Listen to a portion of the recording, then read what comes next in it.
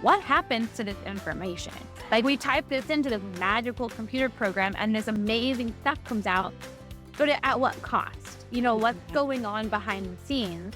And so we did some digging on that end. And, with the caveat that we are not, tech experts by any means, but rather school psychologists who are curious about how to best use this system and it's what we have available to us. Welcome, everyone. As you know, the Prepared School Psych podcast is dedicated to enhancing your effectiveness as a school psychologist. Today's episode tackles artificial intelligence. And today I am delighted to welcome back our next guest, Dr. Amy Merenda, licensed educational psychologist who is an integral part of the Ponzeric Learning Solutions team. You might remember her as my co-host from some of our Summer Bootcamp 2024 sessions. Amy brings her expertise in customized educational assessments, independent evaluations, and IEP consultations. She also supports professional development for educators focusing on neurodiversity and inclusive practices. In addition to her work in these areas, Amy has spent time researching artificial intelligence, leading roundtable discussions, and developing related mini-courses on AI within the Prepared School Psych community. I am very happy to have you back here, Amy. Welcome. Thank you so much. I am so excited to be here and talk a little bit about AI. Well, last time you were on the show, you mentioned that your favorite TV show at that time was Abbott Elementary. Are you watching anything different right now? Oh, yes. And I have to say, I'm so sad this is the time of year that Abbott is a little bit quieter, but I'm preparing for a good few seasons. So I turned on, my husband and I watched the other night. We just randomly saw it on Netflix. It's called Into the Fire. And it's a documentary about this mom who put her child up for adoption. She never knew the child, but then years and years later, she got a letter from the government saying that that child had gone missing. And so it was her life purpose to find what happened to her biological child. And it was, first we started it in the first 2 or 3 minutes, you're like, I don't know if we're going to like this. Then we watched the whole thing. It was so good. There were unpredictable twists and turns. It was very good. So if you are looking for some true crime, check out Into the Fire on Netflix. It was really good. All right, now I have to add it to my list. Awesome. Well, how would you describe your journey with AI as a school psychologist? I would describe it as slow, I think, and, cautious. I've tried to be cautious, and then I've tried to be informed. So, there's a lot to artificial intelligence. I know we're going to talk about some of it today, and you really can get in the rabbit hole of asking yourself, am I doing this right? What does this mean? How do I do this? And then there are also so many different tools to use. Mm-hmm. So it can seem a little daunting to start to try. So I think that's why I tried to take it slow and just learn what I could, ask some questions, and then just tried things along the way. So I tried to be cautious in that way, but also, was willing to ask those questions and learn. So some people I know, we have some great advocates for AI in our field, and they went all in and they are awesome. And I know I look to them for a lot of thoughts and feedback and answering some of the questions that I have, but I definitely went a lot slower. But I think that was just for my own kind of comfort in feeling confident about what I was doing. Well, and I think that when I think about a lot of the trainings that I do, sometimes we do talk about AI in some of the trainings I do with school psychologists. And I think exactly what you said mimics a lot of what I'm hearing is that people are interested in it. They're curious about it. Some people are doing it all in.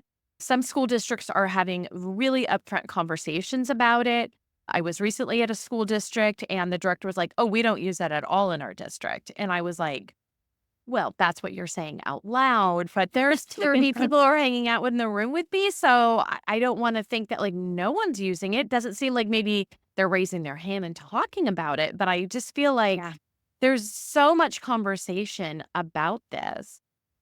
So in your role as a school psychologist, what has been kind of the ways you've been using AI right now? I love this question because it's definitely grown for me over time. So I'm excited to share some of those, things that I've tried. But Some of my favorite ways to use it are within writing my report, but specifically, I have it edit an observation for me so it can kind of cater to how I'm phrasing different things.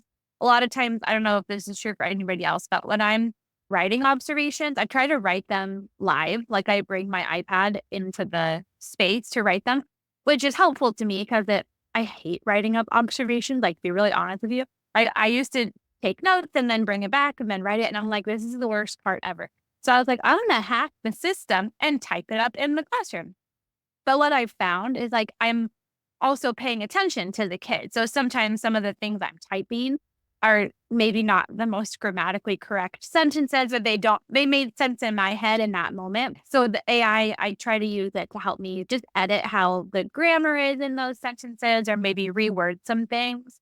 I also love using it if I use any sort of Google form, because if you use a Google form, for those of you that might use it, you get responses to the question. So like you see in your response tab on your Google form, it's not like a paragraph of information.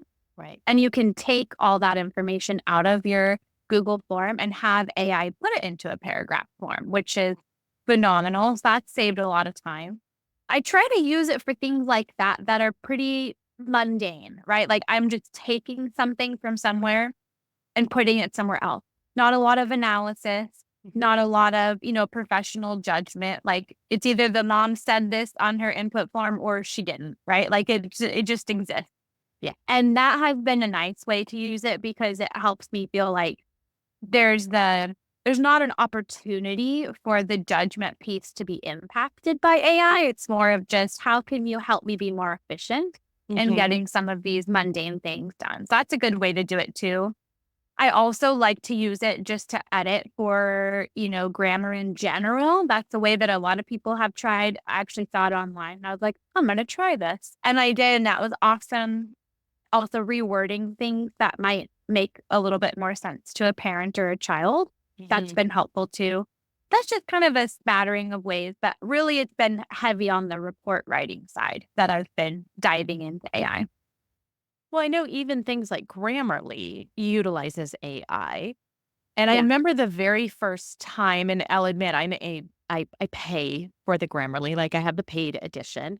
Someone had shared with me, they were like, oh no, it's worth it. And so I remember the first time that I put a finished report into that, and they were like, you have like 785 suggestions. And I was like, that's overwhelming. Like, I don't even know if I want to do this. So in my mind, when I was utilizing it, I wanted to utilize it along the way. Because I don't know about you, but when I'm at the point where I'm trying to like proofread things, might not always be the most awake and alert. It might be 10:30 at night. It might be 5 a.m., right? But a lot of times that meeting's quickly approaching and 785 suggestions, I don't have time to go through those. Oh, absolutely not. And also by the time you get to the end, like you're also done with the report. Like in your mind, it's like, look, I'm just going to click through some of these edits, right? And then Yeah. be done. Like my brain is done processing this information. Yes, absolutely. And I think that's a good suggestion just in terms of utilizing AI in general, right? Like when we're looking at starting to use it or how to use it, let's use it along the way. Let's make it a part of the process rather than, expecting it to accomplish this gigantic task for us, right? That first of all, we maybe should be doing ourselves, but that's maybe an answer for a different question. But we should be using it as a part of the process to become more efficient. I think it's a good way of looking at it exactly to that point. Well, I wanted to ask, like, why are you using AI? Like, why is even, I mean, you've done so much work about AI inside a prepared school site community. Like, why is this important to you? I heard somebody explain AI. I think it was actually I want to say it was Goggin on your podcast. I know you had him, and he was talking about how AI can be seen as your intern that knows nothing, right? I think that's how he was phrasing it. Like AI is like your intern, and you have to train it and help it. So when I think about why I'm using it, I also hear in my mind reasons to be cautious about using it, and we're gonna, I know, talk about those because I have to say it does take time to learn how to use AI. right? You don't just jump in and you're like, I know how to do all of these things. Yeah. But really, that time and efficiency piece is my why. When I think about how I want to be useful as a school psychologist and how I want to help families, I want to help families in terms of understanding big pieces of information, helping you conceptualize your child, making you feel better about some kind of problem. I don't want to use a lot of my time copying the information from the Google form into my report. Yeah. And the reality is that that's a part of the job too. You have to create a report that's parent friendly and digestible for the team. So if there is a way that I can make that more efficient and I can save some of my brain power and my time for face-to-face interactions with families, for maybe if I'm not taking the time copying the information from the Google form, maybe I can use it to enhance my recommendations, or I can use it to, add some information to each of the subtexts about what it really means, make it more meaningful really with my brain. Because we all went to school to learn how to be a school psychologist. We have so much to offer that is above and beyond some of the more efficient side, like tasks like copying and pasting or writing your observation in. Our brains need to be used for what they know how to do. Analyze the data, talk to the parent, talk to the family, help the situation. And I think it saves our brains, which we have more space in there to do what we know we need to do. I don't know. And if anybody did come into this job to copy information from your Google form, you are in the right place. But, I know that a lot of us didn't. We know how to do it and we figured out ways to do it, and that's helpful and great. But if it can be more efficient and more helpful, let's give it a shot. And I know you mentioned observations were one of your least favorite parts. I will say mine is the background information Oh, yeah. on the student's cum, or if it's a reevaluation, all the previous, evaluation results, and always trying to think about like how to do this in the most efficient way. I get a lot of feedback from people newer to the field wondering, am I putting in way too much? Is it not enough? So to have some efficiency with some of these pieces. And I think one of the things for me, and I love how you talked about like being really cautious with AI, because there are definitely some ways to kind of feed AI a bunch of information and it just spits some stuff out for you. Yeah. And, I know we're going to talk about AI being a tool and not a replacement of our brains. Mm-hmm. And when I think about the background information, it's also some of the most useful information in our report. And so making sure that I am still taking that time to review it, even if I'm using a tool for efficiency purposes. When we think about learning disabilities, it's documenting the historical perspective, or, really trying to figure out when did these behaviors start when we're looking at more, social emotional concerns and those types of things. So it's like, I would love the efficiency of someone just helping me get the stuff in the report, but I don't want it to take away from me reviewing that information and keeping it as part of the analysis of the big picture for the student.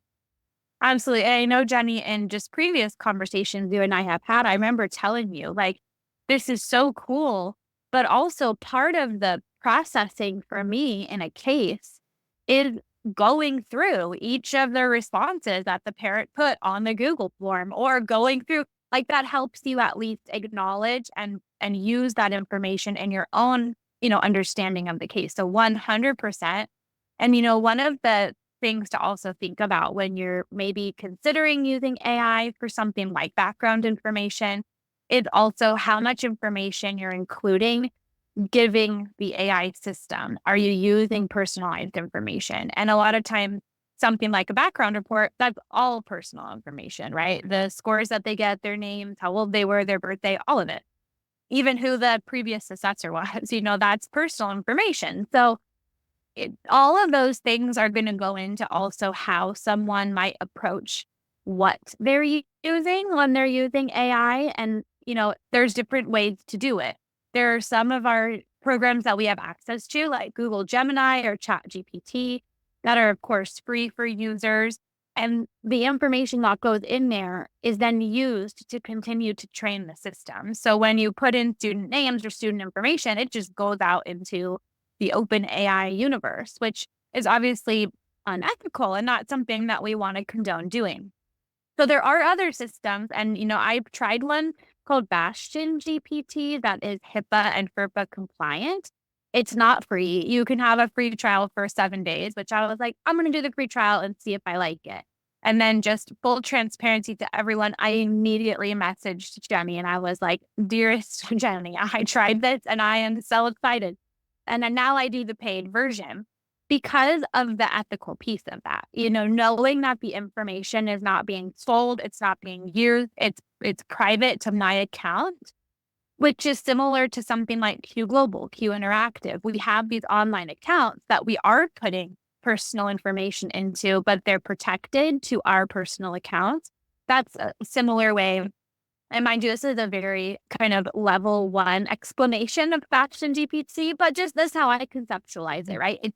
It's more contained. And so when I'm putting in student information, I have the confidence that this is not something that's leaving. This is something that I am just using as I would use Q Interactive, Q Global, all of our other online scoring systems.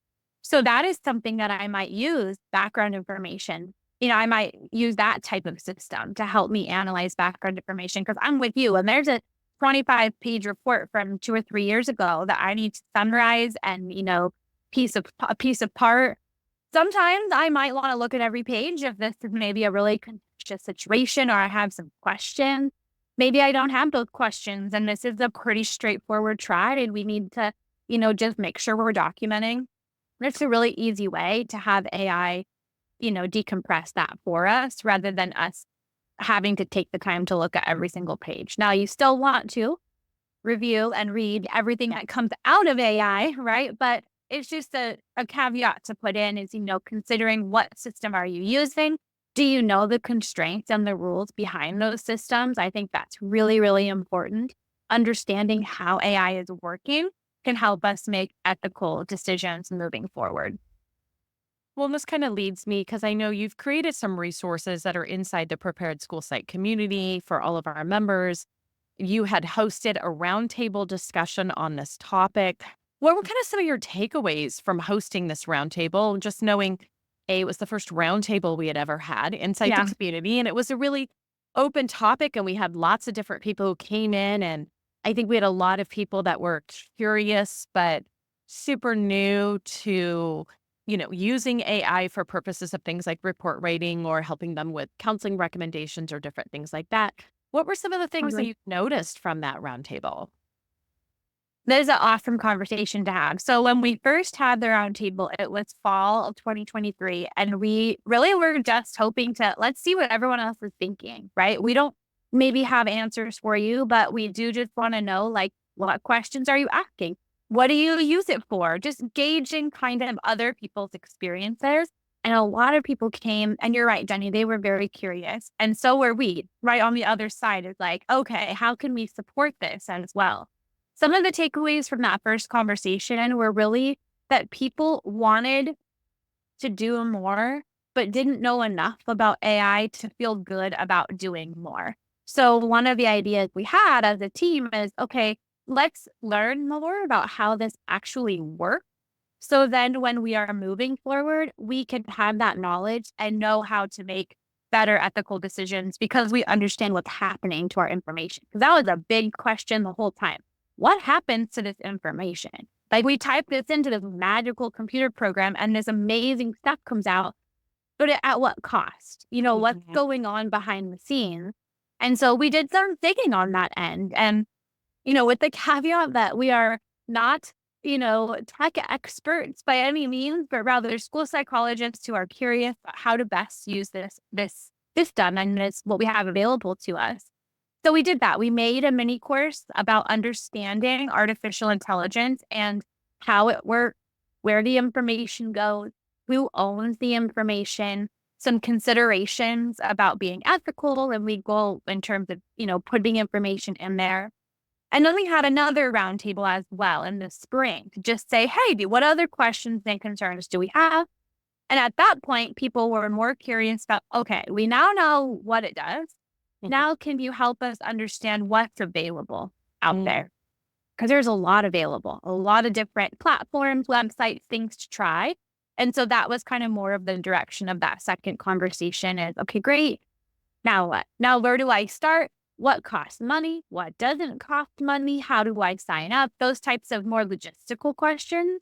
And so both conversations were phenomenal, and I think it was a great space to be honest with everyone and say, hey, like, we are curious just like you. And people had great questions. And then I think people also felt less alone. Like, we know we should try this, but we're nervous. And other people in my district are trying it. I'm still not sold. But here's, 30 other people on the Zoom call with me that feel how I feel. And so that was reassuring for folks as well. Well, I know one of the things that has been part of these conversations is how to talk to these AI platforms, how to prompt. There's a lot of prompt questions that we can throw in there. And I know you and I have talked about and we have shared inside that community. You can start things off like act as a school psychologist. And I know I've shared some prompts about make this more parent friendly, because that's something I'm always really passionate about, making sure that is there as well. I know one of the topics you are really passionate about is neurodiversity and being a neurodiverse affirming practitioner. I'm curious. I just got to go to one of your lunch bunch things about neurodiversity, which was incredible. We'll make sure to put all that information in the show notes for everyone. And I'm curious if you've tried AI with any of the prompts related to neurodiversity. Absolutely. I often will ask AI to rewrite something in a more strengths-based format. So that way, just to see how other systems or other language could be used to make what I'm sharing not focused so much on deficits and areas of need.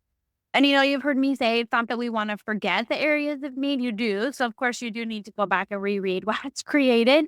You want your information to still support whatever argument you're making for this child at the end of the day. But I think AI is a great tool to use to make language more strengths-based. And that can be hard to do, especially when we're in report writing mode. Sometimes I feel like my brain becomes this, like, it is time now to write a report. And that is just like what you do. You go in, you're in the zone, and you have this flow of writing the report where then when you want to break that flow and, hey, I'm going to reframe this or rewrite this, well, I've written it 700 times this way. So to change that, way of my own thinking can be hard to do. So this could be definitely a tool to help you with some ideas and ways to reframe. But that's a big way that I use AI to be more neurodiversity affirming, is reframing to be strengths-based. I was just actually, before our recording, I was sharing with you, I was reviewing a report. It's one of the fun things I get to do and provide some feedback. And it was actually the speech and language part of the report that, as you were just sharing that, it was reminding me of it. There was a student who had very complex needs, who had significant communication needs and was on the autism spectrum. And so when I reviewed the speech and language information and the summary of it, all of it was truthful. Everything was below average. And he struggles with articulation, and he struggles with pragmatics, and he struggles with receptive and expressive language. But as I read it, I was like, I don't know if it was just because I just came off your lunch bunch, but I was like, there's nothing in here that says anything about how he's improved over the last year or the last 3 years since the last evaluation. And so it was something in my mind where I was like, again, all of this is truthful information. I always want to make sure people understand. I'm not saying like this is wrong to include, these are the students' areas of need. But how can we also talk about every student makes growth? And so where is that growth? Where have we seen that growth?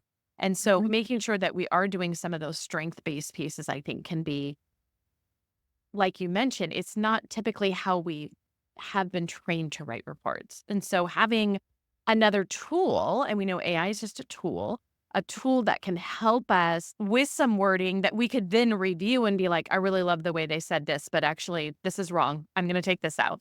But just to give us some other ideas for those, I always use the example of, we're writing the report at 10:30 at night. Our brain is not at its best capacity for most of us to be like, hey, let's be strength-based all of a sudden. We're just like, I just got to get through this report, like the meeting's tomorrow morning. And so Yeah. to be able to use a tool that can help us in those moments, I think Yep. can be really nice. You also could, in those situations, like if you have paragraph after paragraph of this subtest, this subtest, this subtest, or, whatever you gave. One way that I've tried it too that I kind of liked is if you can take just all of that information and ask it for one sentence. Give me one strengths-based sentence about summarizing this information. And that way you don't have to go in and expect anybody to rewrite each paragraph about what everything means. But maybe at the end of, hey, this whole test in one sentence, here's something, that they were able to do about this test. That way at the end of preparing, we're hoping people read these reports, right? But Yes. you're reading these paragraphs and reading them, okay, below average, low, whatever it could be. If you end it, right, with this is something that they were able to do differently than last time, or however, the language might come off, but that might be one good start. Again, just a way to start using something that you're not expecting yourself to change everything that you do. But how can we use this tool, as we mentioned, to let's just enhance this a little bit, right? My brain's doing this really well. I can write these, paragraphs about this. I got this. Like, it sounds like that SLP rocks at writing up their results, right? That's awesome. But now how can we use this tool to enhance that information just a little bit? And I think as with any new tool, it's not, we don't want to expect ourselves to just do everything in a different way. But if you could just take one thing away from this tool, what would it be? And that might be a place for somebody to start. I like that. Well, AI is super fast changing. Like, Yeah. it's so crazy to think that you did that first roundtable like a year ago. Oh, I know. And you did the second one in the spring. And when you were sharing that, you were adding, these are the systems that are out. Like, one of my thoughts was, does that need to be updated? Because so many things are changing. Yeah. And we know that there's a number of papers that many of us have been waiting from an ethical standpoint from our different NASP and APA and our state associations and different things like that. There's been a lot of different papers that have been coming out fairly recently. APA, our state association, the California Association of School Psychologists, just to name a few. As you've been reviewing some of these papers that are coming from our organizations, what have been some of your takeaways from these articles? The biggest takeaway is that every paper, every group seems to agree that us as school psychologists, our brains cannot be replaced, right? This is all, I know we've said this word a lot today, but it's all a tool. This is a tool. So how do you use this tool? And I don't think we can overemphasize that when we talk about AI, because I think there is this kind of underlying worry or concern that AI can replace things. It can replace us, other jobs. It can, just kind of take over. And I think that can be kind of put to bed if we understand it as a tool. It's just like a computer is a tool, or it's just like, Q Interactive is a tool to help us be more efficient. So really, that's a big, consistent takeaway across these papers is really that. Use your professional judgment. Read what's coming out. When you sign your name on the report, that is your report, right? AI is not going to go on the stand for you. You're going on the stand if that happens, right? You're the one being questioned, not the computer system. So taking that seriously. Another kind of takeaway from several of these reports is they've really, each one is a little bit different in terms of their overall conclusion, but they all offer like a little tidbit of here's a way you could use it. For example, there's one article, it's just a little, part from the communique from NASP where the author was talking about using AI to edit. And he was suggesting that you can request that AI utilize a certain, style of writing to edit your work. So for this author, he suggested having AI use the elements of style and suggesting edits based on that book's principles of writing. Now, I know a lot of us might, refer more to APA format when we write. That's how a lot of us were trained. Or maybe you might have the whole AI, for you, making it more parent friendly. For me, making it more strengths based. Maybe that's the style we want it to sound like. I thought that was interesting. Mhm. And then I know in our state association paper, one thing that really just kind of led me to be like, what? Like, this is the end of the paper? Like, I want to see into the future. They brought up that AI is not, we're not the only people using AI, right? Everybody talking about AI. A lot of professions are using AI, but so are our students. And so learning and thinking is likely going to change. How people learn and think and solve problems is going to be molded by this amazing, generational change that we're seeing. So and this is not the first time that learning has changed, right? We Right. have technology come into play and change things and environmental factors, all kinds of things. But when we think about AI's power, and the way that it can be used for younger students and teaching students how to use AI in an ethical and appropriate way. As the years go on and the generations change, this is going to become a staple part of the world, just like computers have, just like other systems that were new 50 years ago are now just a part of our life. And I thought that was, I never really thought about that before. Like, I'm thinking about it for myself as a school psychologist. How do I use AI for me, for my reports?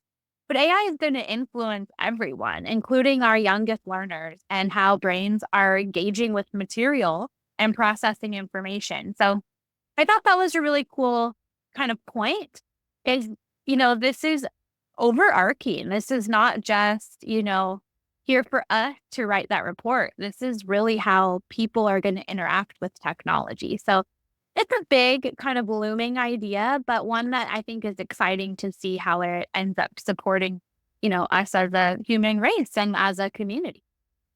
Well, it makes me think about when you were talking about, this is here, this is likely going to change and impact.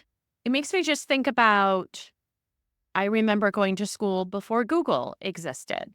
And I remember teaching. So for those of you who don't know, I've had some experiences teaching at the college level, the university level. And even throughout my time there, I remember when I was first teaching, I would have a huge emphasis on memorization. And then at some point, I realized we don't need to memorize all of these facts about psychology.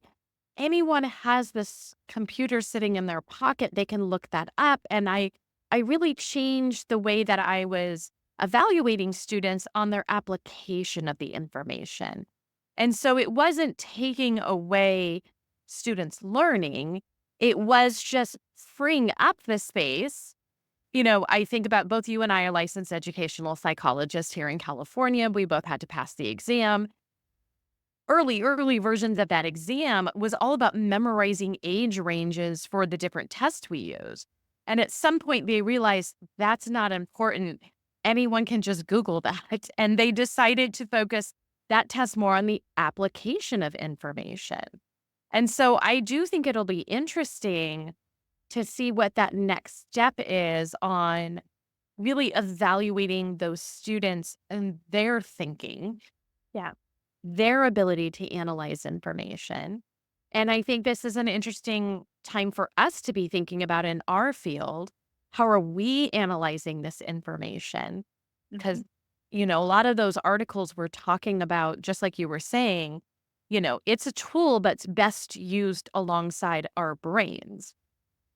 This tool, the way it is right now, doesn't know what we observed in the classroom. And even if we threw in our classroom observation, I think about all the things that I noticed during the observation that I don't write down. Yeah. Yeah. Just all of those different pieces that you were bringing all of those pieces there. One of the last things, too, when I was reviewing some of these articles, and just piggybacking on something you had mentioned, I had written down here school psychologists remain ultimately responsible for decisions that are made with the assistance of AI. Mhm. And that I think is that important piece.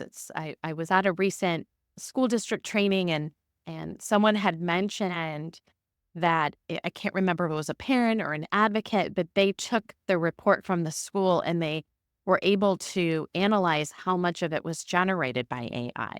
Oh, wow. And so, of course, that's going to be there, right? Because of course, our teachers in the classroom want to know how much of the paper is actually generated by AI. And so, of course, these tools are going to be available to people who are reviewing our reports. I'm not Yeah. saying that nothing can be generated, but I want to make sure that my report would never say this is 100% generated by AI, and that me and my professional judgment are always a part of every ultimate decision that we're making about children. Absolutely. And, on that note too, I think if you are prepared to use AI and feel confident in understanding where its limitations are, knowing that somebody could run my report through AI is not as intimidating because I know why I put something in there, right? I know why. If somebody were saying, well, your whole cognitive section of your report, AB, was put through AI, and it's absolutely because I wanted to ensure that the wording was appropriate for parents or I wanted to make it more strengths based. I would never want the thinking to be that AI wrote my report, Hmm. but it can provide guidance and suggestions, in terms of enhancing your support. I used that word earlier, and I think it's a good one, right? It's not doing the work for you, it's making the work more presentable. It's making you feel more confident in it. It's kind of like a lot of choices we make as school psychologists. We are going to get ideas or thoughts from a lot of places. From a teacher really wants this one thing. Well, we ultimately are the one making a recommendation and we have to explain why. That idea could have come from that teacher. Maybe it did, but I'm the one that needs to conceptualize it. So similar to that point is the information coming out of AI, can we conceptualize it? Do we know why we used it in the first place? Hmm. If somebody were to say all those things to me, oh my gosh, 75% of your report came up as being, put through I would feel confident and comfortable explaining why and saying, but still all of the facts, all of the content, that is true for this child. I'm using it for this reason. So I think it's really being comfortable though in the understanding of how AI is working and what we can and should use it for. Yeah. I know a lot of times when I talk about report writing, we always come back to whether you're pulling something from Q Global, MHS reports, or anything like that. It's still on to us on why we made the decision to utilize that. It's our report, Yes. and we may have to defend that report. And so, Yeah. why we chose this rating scale over this rating scale, why we chose to give this subtest and not this subtest, like all of this always goes back to, do we have an explanation behind all of the decisions that we have made? That's exactly it. And I have this like core memory in my mind of sitting in an IEP and I did the thing. I know it's not great, but a lot of people sometimes in a pinch, we do it, right? We're copying information, sentences from that fast printout and we're putting it in our report. Is that ideal? Absolutely not. Does it happen? Yes, it does. And it happened in this case. And the parent asked me, like, what does any of this mean? I don't now as a school psychologist, we read the printout. We're like, oh, it's very like mundane. It talks about the score and then the percentile and then all this stuff. To a parent, that meant nothing. And they were like, what? Like, what is that? Now that might be a great example looking back if I had these tools available at that time. Hey, rewrite this. AI, can you rewrite this into more parent-friendly language that then you're still using the information you have and Hmm. you're also using efficiency tools to really kind of reframe that for yourself. So we're all guilty of things at some time. But I think that's a good example of at the end of the day, I can't in that meeting say, well, the printout said that. So that's what I put on there. Like, no, I'm not going to say that. And so, of course, I had to explain it and think about what it means. Now, I felt comfortable and confident explaining what that meant. But I think that's just a reminder of the words in the report. Doesn't matter really where they're coming from or how you're getting them, your name is on it. So making sure that you're able to explain it. And the same is very true for AI and what comes out of AI. Well, you've already shared that you've been trying out some different AI programs to support the efficiency of your work, but you've also shared how cautious you have been in this journey. Can you share about the different baby steps you took and the reason for those baby steps? Sure. So I started really just playing around with Google Gemini. That's just how I started. And that's just Google's version of like Chat GPT. To be honest with you, I don't know why I picked Gemini over Chat GPT. I just was like, I'm going to pick one and just try some things. That's really it. And what I started to do was just take a lot of my descriptions of tests or my descriptions of processing areas. And I just started, hey, can you rewrite this? Can you explain this a different way? Just trying to strengthen my report template is kind of where I began because a lot of that information, it's not child specific. I felt safe putting that into like an open like source system. And so I did. Then I kind of was like, all right, that's helpful. But I never really dove in with Google Gemini or Chat GPT. Some people would put information in and then like remove student info. And like, to me, that felt like a lot of work, just to be honest with you. It felt like, oh my gosh, like I have to go in and take the kid's name out and do all this stuff. Like that's taking time that I want to be using to actually write the report. So I didn't really do that. It just didn't seem efficient. And if my goal is to be more efficient, then I was like, I'm not really going to try that one. So that's when I started to use it for other things, right? Like, what are some questions I could ask parents about this? Much more general topics. I did use it for recommendations. I would type in things like, very generic, a sixth grader with these particular areas of need. Can you give me some evidence-based recommendations? And then I would ask for the citations of the recommendations, like what is the evidence that you're using to make these recommendations? And then word to the wise, click on the links. Make sure that the articles exist. AI is so powerful that it can create things that look real, right? It could give you a citation that's fake. And so it's up to us and it might sound great from this beautiful journal. You're like, I've never heard of that. It sounds like the best journal ever. I mean, how many of us are going in and really checking every citation for every paper we read? We're not. We have this trust that these systems are using real information. Well, AI might not. And so that's something to check. And then I kind of got to a point where I was like, there's got to be more. That's when I caved. And that's when I sent Jenny, the dearest Jenny. I tried Bastion GPT. It's my new favorite. Really, because in the place that I'm at in my career, what I need the most help with is report writing. And a lot of information in reports is personal to that student. So that's why I went ahead and tried the HIPAA and for book compliance system and ended up paying for it. And I use it for a lot more things now. Summarize background information of this report. Can you, make this report card? Can you present the grades in with 2 columns? And you can be really specific. It can make a table for you. I'm putting information in and having it edit. All of that, I did not feel comfortable, nor would I recommend anybody put information like that into like an open system. So that's kind of where I'm at. But it's kind of grown over time with the knowledge that I have about how to use it ethically and responsibly.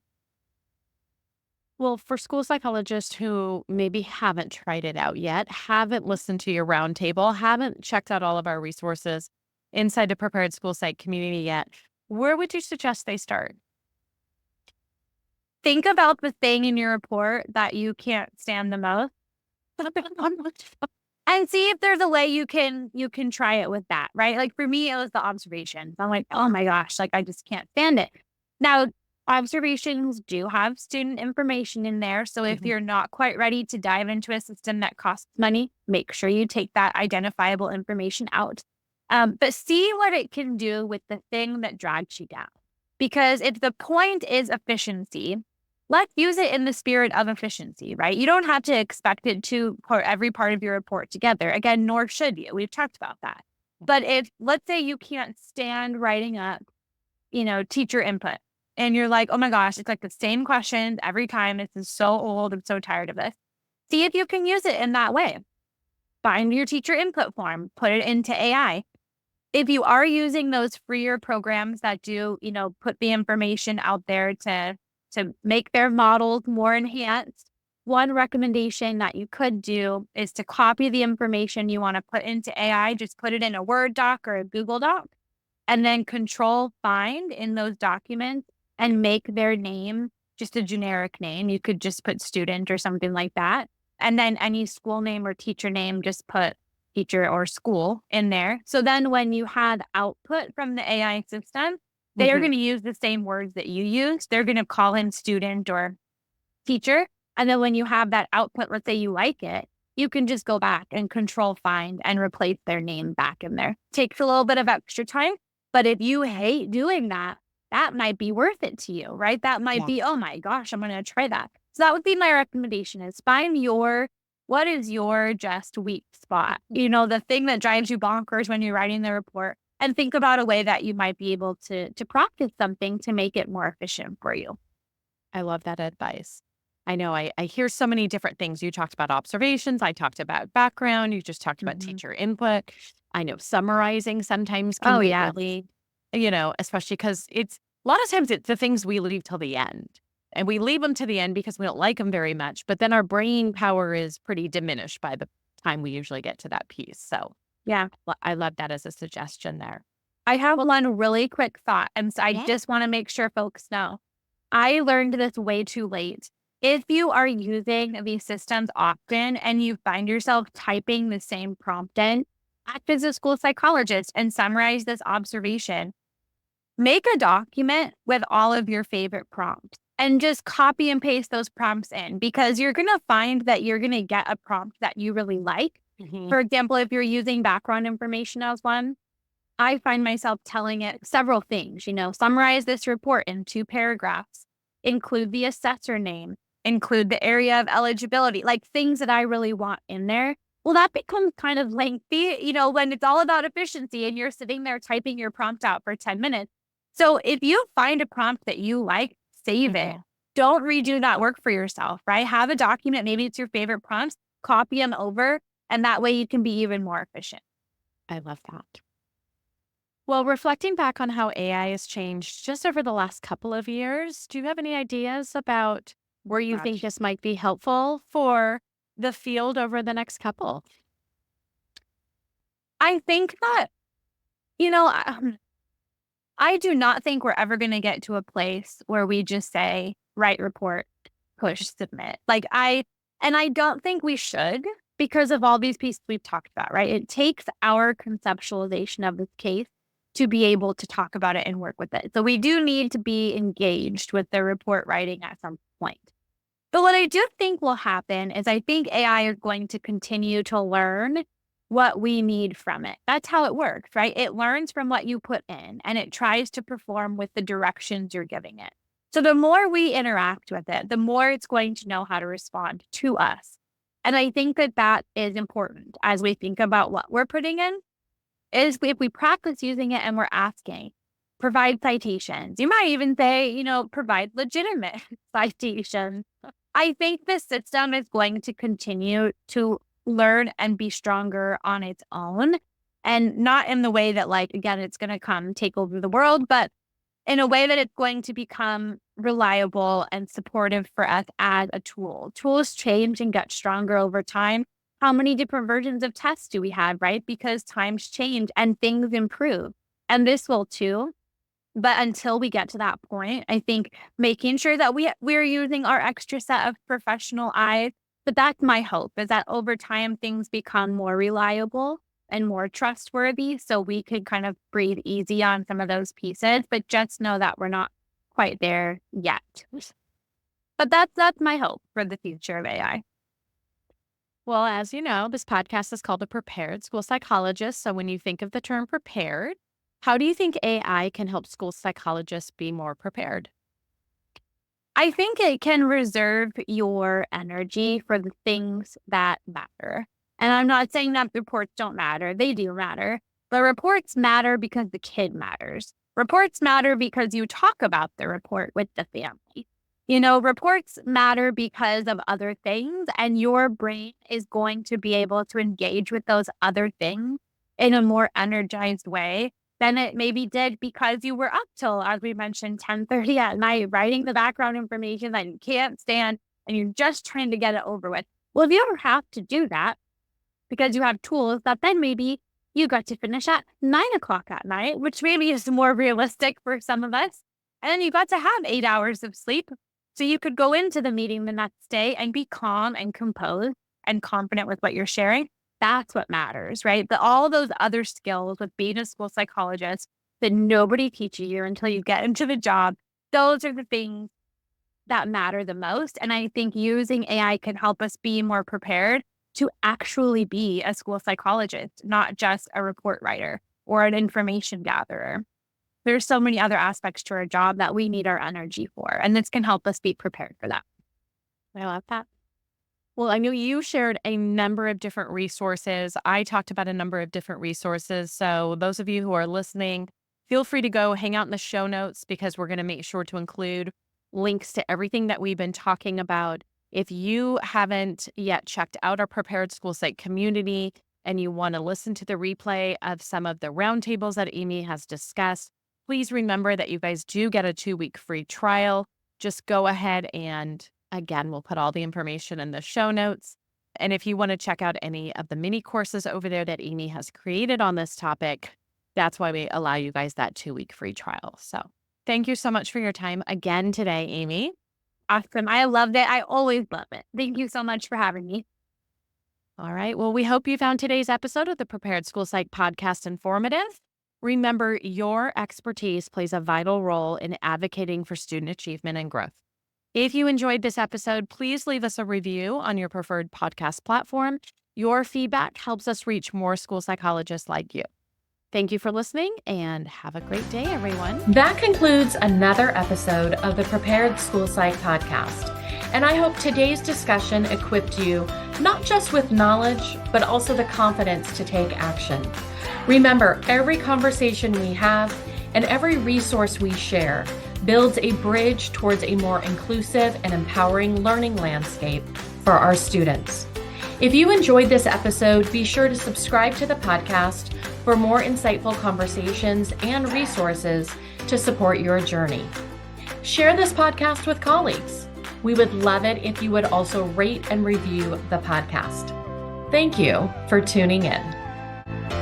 Just a reminder, everyone, the information and advice provided in this podcast are for guidance purposes only, and all listeners are required to follow both federal and state law and their own school district guidelines and policies. Thank you.